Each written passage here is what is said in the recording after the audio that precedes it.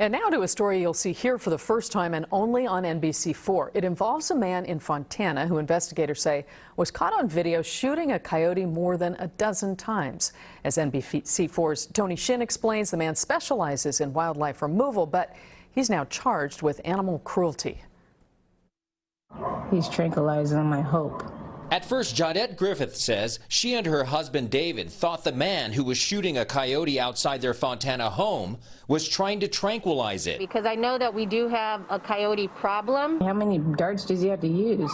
But Jadette says they soon realized the coyote was yelping in pain. The cell phone video they recorded is so disturbing, we had to blur it. The more he was shooting them, the more frustrating it got, because we were thinking this should be over by now. It was so bothersome that I went to work and I was in tears.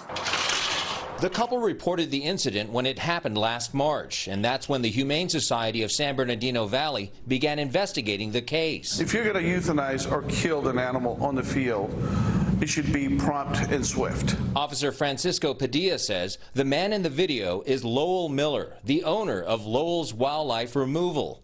The officer says he was hired by a local golf course to remove coyotes. He shooting him in my head.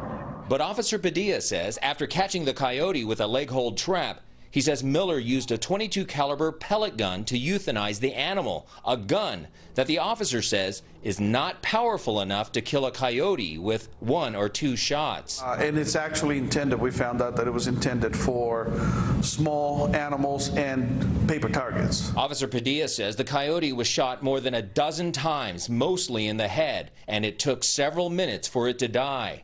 The officer says Miller is now facing 1 count of felony animal cruelty. The Griffiths are glad they recorded the video and reported the incident. You know, we felt it was the right thing to do at the time, and so that's what we did. This afternoon, I spoke to Miller at his home in Redlands. He didn't want to comment, and so far, we have not heard back from his attorney. Tony Shin, NBC4 News.